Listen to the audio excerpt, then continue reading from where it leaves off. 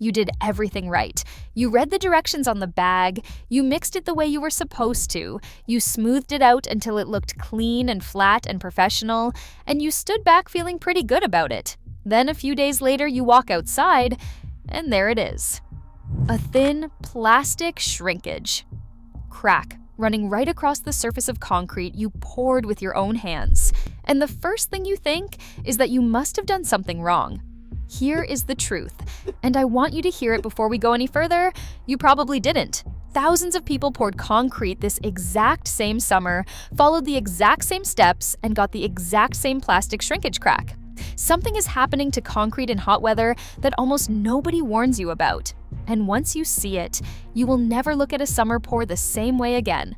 Because the crack you are staring at was not caused by the weight of a car, or a bad bag of mix, or something heavy dropped on the surface. It was not even caused by anything you did while you were working. The truth is stranger than that. The crack was already decided in the first couple of hours after you poured, while the surface still looked wet and perfect and completely fine. By the time you saw it, the damage was days old. And to understand how that is even possible, you have to understand what the heat was quietly doing to your slab while you were standing there admiring it. Think about the last time you got a sunburn. You were outside, the sun felt good, nothing hurt, and you had no idea anything was wrong. It wasn't until hours later that the damage showed up on your skin. Your concrete goes through almost exactly the same thing, and the conditions that burn your skin, high heat, low humidity, direct sun, and a bit of wind, are the very same conditions that wreck a fresh slab. That is not a coincidence. It is the same physics of things drying out too fast, and your concrete is far more vulnerable to it than you are. So here is what was actually happening. Concrete has a working window, a stretch of time when it stays soft enough to place and finish. On a mild day, around 80 degrees, you get about 4 hours. But raise the temperature just 10 degrees, and that window collapses to roughly 2.5 hours. A difference you can barely feel on your skin cuts your working time nearly in half. And the clock started running the second your mix hit the ground. That is the setup.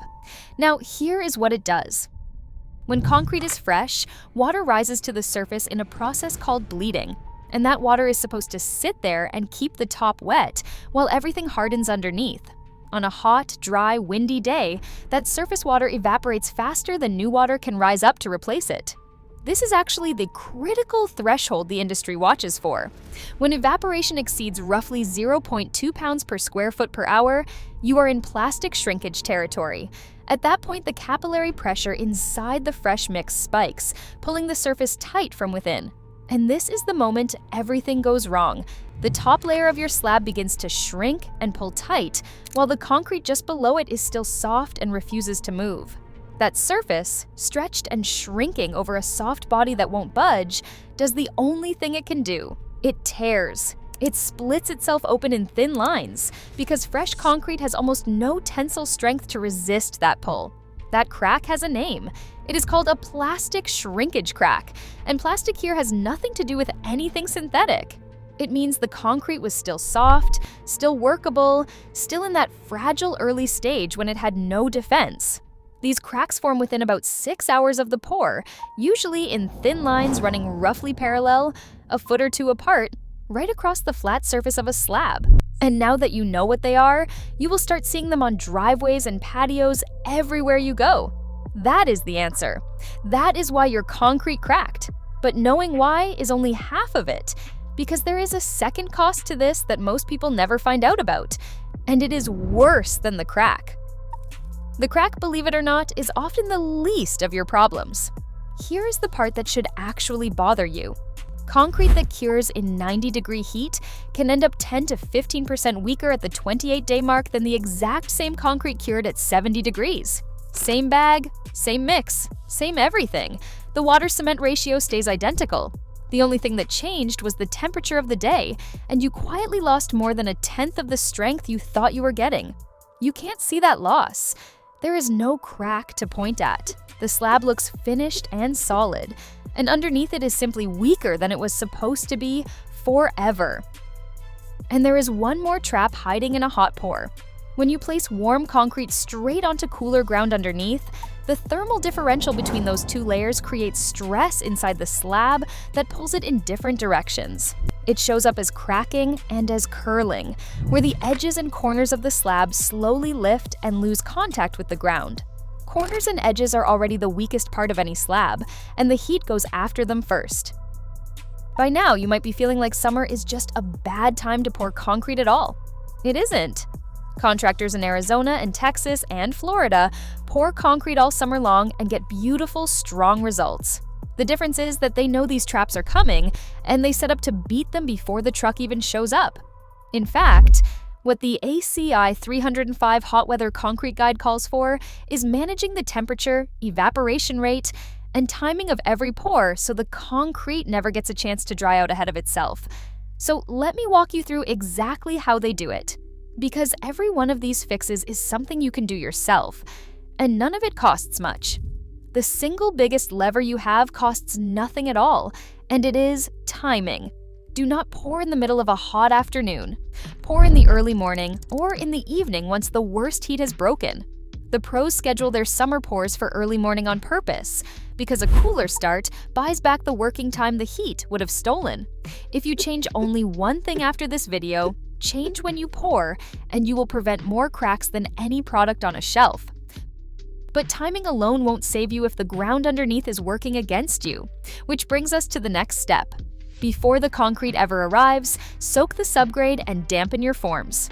Dry earth is thirsty, and if you pour onto it, it will pull moisture straight down and out of your fresh mix from below, while the sun pulls it out from above. Wet the ground first, and you take away one whole direction the water can escape. On a windy day, stand up a simple windbreak, even a basic barrier, because wind is one of the fastest ways to drive that evaporation rate past the critical threshold. And if the sun is relentless, throw a sunshade over the work to bring the surface temperature down. Once the concrete is down and you are finishing it, your entire mission changes to one thing: stop that surface from drying out too fast. A light fog or mist sprayed into the air above the slab raises the relative humidity right where it matters. And I need to be clear here, because people get this wrong and ruin their slab doing it. Fogging the air is not the same as splashing water onto the surface to make finishing easier. Never add water to the surface to work it. That weakens the top layer and throws off the water to cement ratio right where you need it strongest. You are misting the air, not the concrete. Between your finishing passes, lay wet burlap or plastic sheeting over the slab to trap moisture. And in truly brutal dry heat, an evaporation retarder sprayed on right behind your screeding forms, a thin film that slows the water loss while you work. And now the last step, which is the one almost everyone rushes, and it matters more than all the others combined. The moment you finish that surface, you have to start curing, and you have to keep it going. In summer heat, cure for at least 7 full days. And if your mix has fly ash or slag in it, stretch that to 10 or even 14 days, because those blends gain their strength more slowly. A curing compound brushed on once the shine leaves the surface seals the moisture in like a skin over the whole slab. Look for one that meets AS/TMC 309, which is the standard that ensures the compound actually does its job. And if you really want to stack the odds, use cooler concrete from the very start, mixed with chilled water or even ice, so the whole batch begins its life at a lower temperature and never gets the chance to overheat. So let's bring this all the way back around. That crack in your slab was never a sign that you failed. It was heat and evaporation and capillary pressure, all working against a material that was soft and defenseless in its first few hours of life, while you had no idea anything was wrong. The thin line you can see is just the evidence left behind after the fact. But now you know when the damage happens, you know the hidden strength you were losing, and you know exactly how the professionals stop all of it. Pour in the cool hours, keep that surface from drying out, and cure it like the whole job depends on it, because it does. Do that, and your next summer slab comes out strong, smooth, and crack-free. And if you want to get one level deeper before your next pour, there is something even more basic that trips up almost everyone, including people who have poured concrete for years. It is the difference between cement and concrete, and they are not the same thing. Understanding that difference is actually the key to understanding the whole hydration process that makes concrete get strong in the first place. I broke the whole thing down in the video right here on your screen, and it will make you better at every project you touch after this one.